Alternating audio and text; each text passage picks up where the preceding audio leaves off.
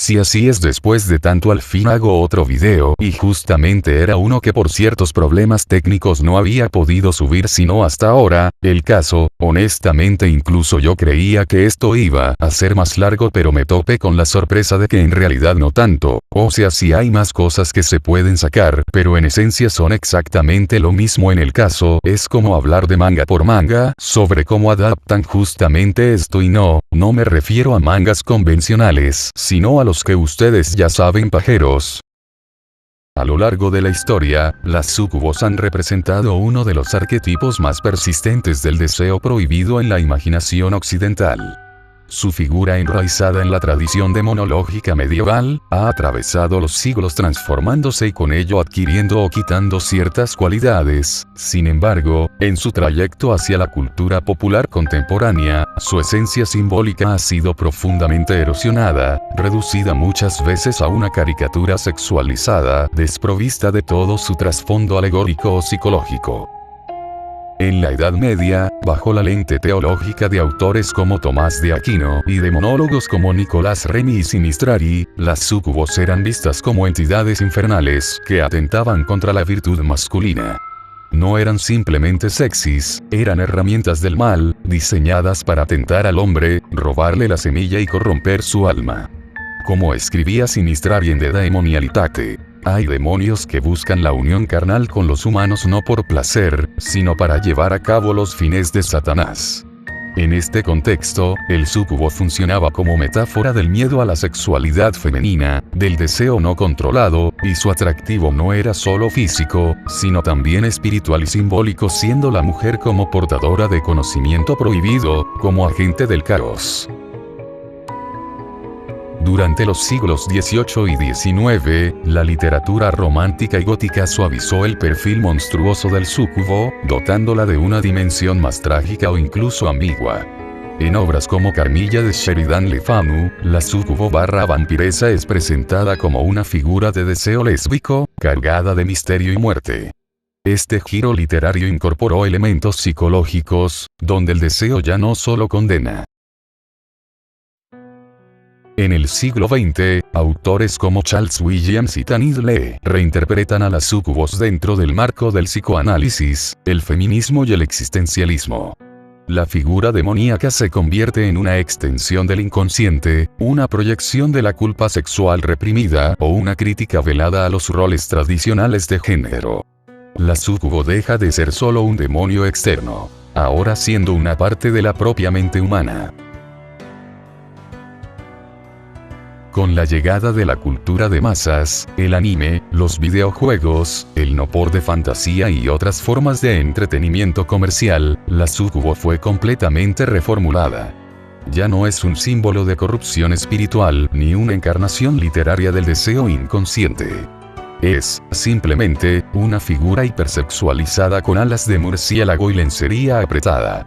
En muchos casos, lo que la ha convertido en una especie de ramera demoníaca, ofrecida como fetiche de consumo para públicos adolescentes o adultos, que buscan lo exótico y lo erótico de forma muy patética.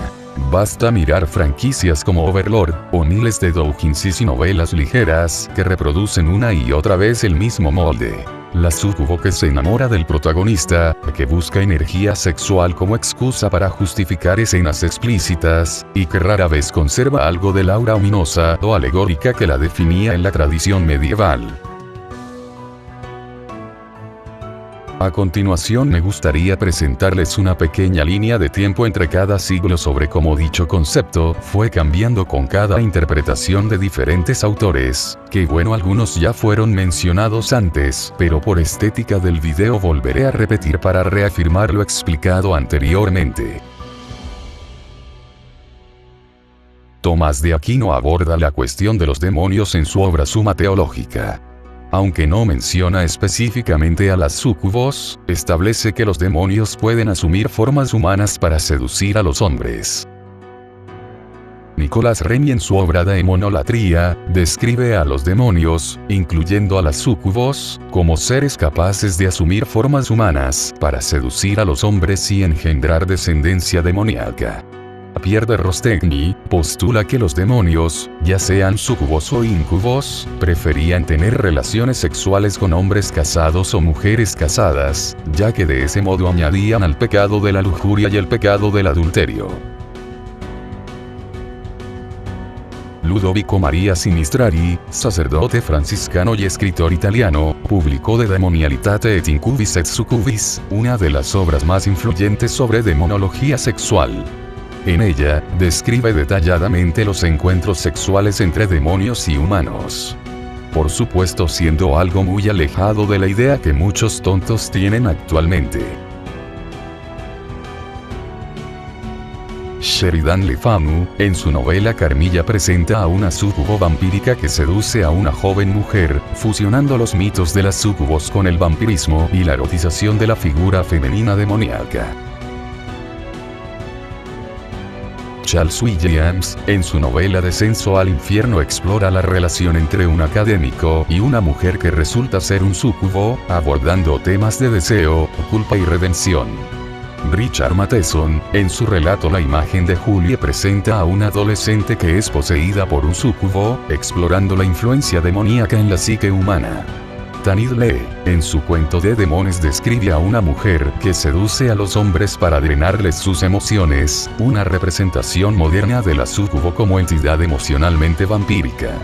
Pierre Santoni, en su novela Lobo Febil, presenta a las súcubos como demonios que reflejan los círculos del infierno de Dante, incorporando la figura del súcubo en una cosmología infernal ya estructurada.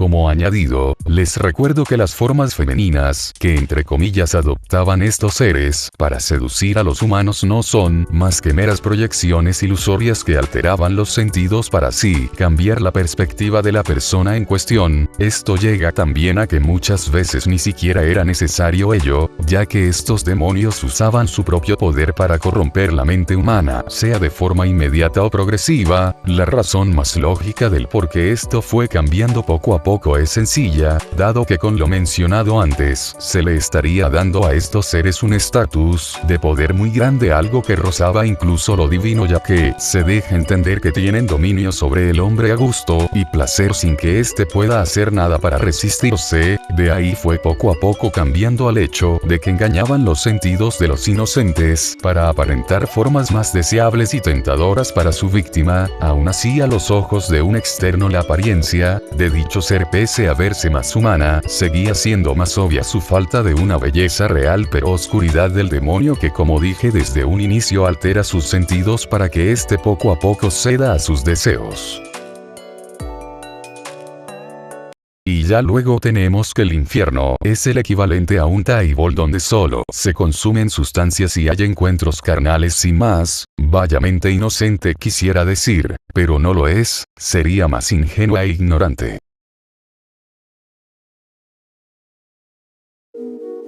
Lo trágico de esta bastardización no es que el personaje haya adquirido un tono sexual, pues lo tuvo desde su origen, sino que se ha vaciado su simbolismo. El súcubo contemporáneo ya no representa un conflicto, una amenaza espiritual, una alegoría del deseo o una figura transgresora. Representa muchas veces una fantasía machista disfrazada de empoderamiento, una figura estética más que narrativa.